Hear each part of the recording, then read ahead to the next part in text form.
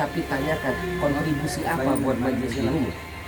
Kamu beli air guru, untungnya buat guru. Dan guru nggak mungkin makan sendiri, akan dibalikan lagi fasilitas taklim, dilengkapi AC-nya, kenyamanan muridnya belajar, gitu nggak? Ternyata ada 3 bisnis besar sampai kiamat Yahudi tidak akan melepaskan itu. Nomor 1 adalah air, dikuasai seluruh dunia. Nomor 2 baru makanan, nomor 3 energi. Dan di Indonesia itu 85% minuman dikuasai Danone. Jadi guru Danone ini perusahaan raksasa.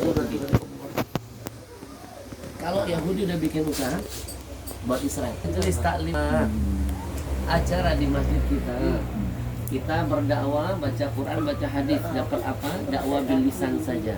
Tapi ketika kita megang produk Yahudi, maka dakwah bil hal seketika menghapus dakwah bil lisan. Ma yanfa, ma yu'athir, nggak akan memberikan efek kepada yang kita ajarin. Kalaupun ngefek nggak banyak, mungkin murid kita jadi pinter dengan majelis kita, tapi nggak jadi benar. Kita ini mat'amuhu halal, wa mashrabuhu halal, wa malbasuhu halal. Anu Bang, pabrik siapa? Rentetannya panjang. Rentetannya panjang. Jadi saya bikin ini dulu ada mungkin 8 tahun atau 9 tahun yang lalu saya ngisi acara di satu kampung. Ramai yang hadir.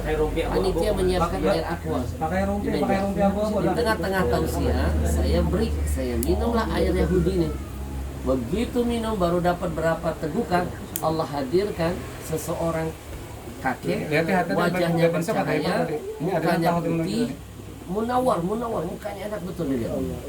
Lalu dia memberikan sebuah hikmah kepada saya dengan teriak seperti orang yang majzub, kayak datang hadir. Dia langsung teriak mempermalukan saya di depan ribuan jamaah. Dia bilang, Habib, antum itu donatur Israel. Semua yang hadir ini donatur Israel semuanya. Panitia panik, tangkap, jangan-jangan orang gila, tangkap. Karena bilang jangan. Ini zahirnya seperti gila, tapi batinnya waras. Kita ini zahirnya waras, batin kita jangan-jangan gila. Anda bilang jangan. Anda kalau lihat orang begini, ingat Anda bilang seperti guru kita, seorang Habib pimpinan Ahmadi Arya, gurunya Habib Najib, gurunya Habib Ahmad, Anda punya paman, muridnya Habib Abdul Qadir Bifadi. Anda punya guru bilang sekaligus paman, kalau inti ketemu ahli hikmah, jangan biarkan dia diam, suruh dia bicara, karena yang keluar dari mulutnya pasti mutiara yang terpendam. Karena tanya, apa bedanya orang ahli ilmu dengan hikmah? Orang kalau punya ilmu, tentunya punya hikmah. Tapi kalau dia Allah karuniakan hikmah, maka ilmu akan mengikut dalam dirinya. Perbandingannya Nabi Musa dengan Nabi Khidir katanya. Nabi Musa hanya punya ilmu doang. Nabi Khidir makamnya udah punya hikmah. Kenapa nama Luqmanul Hakim dicatatkan, diabadikan dalam Quran? Sedikit lagi levelnya sampai Nabi. Kenapa Allah karuniakan hikmah? Semua ucapannya hikmah, betul nggak? Jadi hikmah itu dahsyat. Makanya Nabi Musa nggak lulus jadi murid Nabi Khidir. Dikit-dikit protes, lihat Nabi Khidir lombangi kapal, protes, lihat Nabi Khidir jatuh merobohkan tembok, protes, Nabi Khidir puncaknya membunuh anak kecil, protes. Itulah sifatnya ilmu, suka gampang protes, debatable. Yang Wahabi, dikit-dikit ada bid'ah, syirik. Nah, suka debat. Suka berdebat. Ilmu itu artinya antum punya dalil, yang kita punya dalil, mereka punya, kita punya dalil, debatable. Tapi hikmah titik harga mati. Ilmu apa yang dilihat oleh depan mata, hikmah dapat bocoran kejadian apa yang akan terjadi setelah. Nah, itu makamnya Nabi. Nah, kalau ilmu kata anak punya guru, jalurnya cuma satu, Ahmad. Allama bil qalam. Butuh media. Harus punya guru, harus pakai buku, harus pakai pena, harus punya universitas, harus sekolah, harus ada medianya untuk menghantarkan. Dan semua orang bisa dapat ini selama dia punya fulus, punya himma, punya ini wasilah, dia akan dapat. Tapi kata anak punya guru Habib Ahmad Al-Habsyi namanya, tidak semua orang bisa menempuh jalur kedua. Apa guru? Allamal insan ma lam ya'lam. Dia nggak usah capek-capek belajar, Allah ngajarin dia. Mana buktinya kalau Allah mengajari makhluk? Lah buktinya ada ketika Rasulullah berkata, adabani Rabbi fa ahsan ta'dibi. Allah yang mengajariku, mendidikku, maka terbaiklah didikanku. Jadi kalau sudah Allah turun tangan memberikan ilmu, mengajar, udah yang terbaik. Nggak ada profesor lebih hebat. Betul. Nah, orang-orang zaman dulu masih banyak yang dapat hikmah. Guru-guru kita, mereka biasa saja, tapi hikmahnya luar biasa. Orang-orang sekarang mau S1, S2, S3 dari Madinah dikit-dikit mengkafirkan orang. Itu cuma ilmu, nggak ada hikmahnya. Betul. Zaman lama jadi esteler. Jujur. Iya. Jadi hikmah itu yang paling penting. Jadi untuk mendapatkan alamat ihsan ini katanya harus ada kebersihan hati. Kemudian tagarrub ilallah, yang punya ilmu. Ya, ente nggak punya apapun, asal ente punya itu sudah hikmah itu akan datang. Salah satunya khidmah sama ahli ilmu. Makanya kita dulu di pondok nggak usah banyak belajar, kata gue. Ente belajar sedikit aja, khidmah yang banyakin. Khidmah yang dibanyakin. Al-khidmah, al-khuddam, guddam. Hikmah aja banyakin, khidmah aja. Dan khidmah itu akan menjadi pembuka katanya ilmu hikmah. Dan hikmah menghantarkan kepada hikmah. Dan itu yang kita rasain. Masya Allah, Masya Allah. Ada yang menarik, Ana punya teman namanya Ustadz Husni. Sekarang Ustadz, namanya Husni. Dia dari satu daerah, datang ke pondok kita, disekolahkan ayahnya, mau belajar biar jadi ulama, Ustadz, mubalik, disekolahkan untuk belajar. Sampai di pondok sama Ana punya paman, kakaknya ayah, yang Ana sebutkan tadi, gurunya Habib Nagib, Habib Ahmad bin Abdullah, karena Habib Ahmad bin Abu Bakar. Oleh Habib Ahmad dia disuruh, udah ente nggak usah belajar, ente ngepel di rumah aneh. Itu sapu, itu pel, tahunya tiap pagi, tiap hari, tiap sore ente pel. Nggak usah masuk kelas. 1 hari, 2 hari, 1 bulan, 1 tahun, betah. Lama-lama sifat manusia.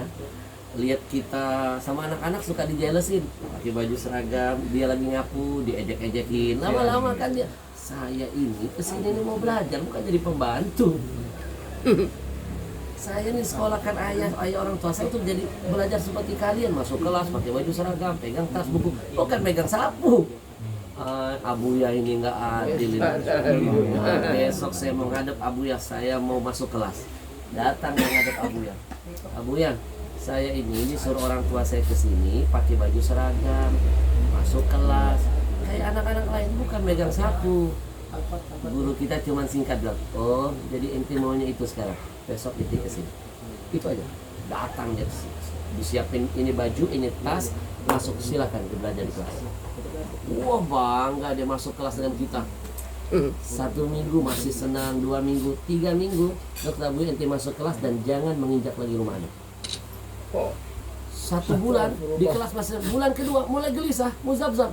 Aduh kok Anda nggak tenang ya, ilmu ini nggak masuk. Badan Anda di kelas, hatinya di Abuya. Nggak masuk pelajaran, buat apa Anda belajar bertahun-tahun kalau nggak ada yang masuk. Tapi kok anak kau dengan Abuya ngurusin dapurnya, ngurusin anak kok punya ketenangan. Akhirnya dia balik lagi ngadep Abuya, anak udah nggak mau lagi mikirin belajar, nggak mau, anak mau khidmah buat antum, dan apa yang antum mau suruh anak siap. Akhirnya disambut lagi oleh Abuya. Kelas nambah lagi tahun keempat, kelima, begitu tahun terakhir, antum tahu tahun terakhir dia nggak minta, dipanggil Abuya dengan penuh penghormatan. Husni, ta'al, ini baju sekolah, ini tas, ini buku, silakan ikut ujian. Subhanallah, semua jadi saksi. Ini anak kita nggak pernah lihat dia belajar. Begitu ujian, kayak laduni. Anak-anak ada yang nyontek. Waduh, anak bilang, ini cakep nih. Lulus nilai gede, tanpa belajar, tuntas. Ya Allah, Masya Allah. Setelah itu keberkahan dari khidmahnya nggak selesai di situ. Tamat dari pondok, anak-anak masuk IAIN, ada yang nggak lulus, dia diberikan kemudahan, lulus les, nilainya besar, tamatnya cepat lagi, cum laude. Setelah itu dari kuliah, orang kan mencari pekerjaan, susah nyari pekerjaan. Di Indonesia saja susah nyari pekerjaan. Ini dia diterima pekerjaan di Malaysia. oleh satu Habib namanya Habib Alwi, orang kaya di Pahang. Usahanya apa?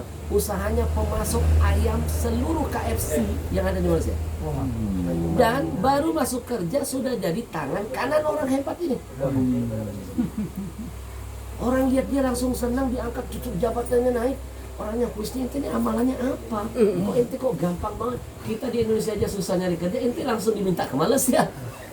Langsung jadi tangan kanan pengusaha terkenal di sana, gaji gede, difasilitasi, disayangi. Apa sih ente amal ente? Anak nggak banyak karena cuma melayani orang yang mencintai Allah. Allah hadirkan cinta buat anak. Ternyata memang kalau mau tahu besok panen apa, tanya hari ini dan nanam apa. Kalau kita mengkhidmatkan diri kepada orang yang selama ini mengkhidmatkan waktunya buat Allah, Allah pasti gerakkan hambanya khidmat kepada kita. Walhasil Ustadz, guru, dia kerja senyaman, murtah, udah dia kepikir pengen ngambil S2 di Malaysia. Lalu dia untuk ngambil S2 belajarlah dengan Habib Ali Al-Jufri, mutakharij min Al-Azhar. Ada satu Habib keluaran dari Azhar diminta Malaysia ngajar di Malaysia. Dia belajar sama Habib Ali. Habib Ali bilang, saya juga mau ngambil S2. Udah kita bareng-bareng ngambil S2-nya. Nanti kamu saya ajarin di S2-nya. Ya Habib, Anda belajar. Dia belajar sama Habib Ali. Ikut tes S2. Habib Ali gurunya nggak lulus, dia yang lulus. Habib Ali orang Mesir. Nggak lulus nih orang.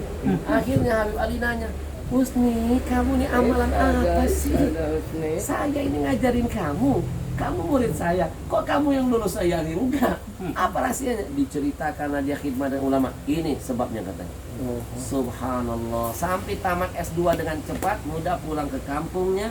Sekarang udah punya majelis, udah punya jadwal, dan S2 dengan mudah semua. Nah, itu dari ceritanya Al-Khuddam Gujam. Kita lanjutkan selain satu ini.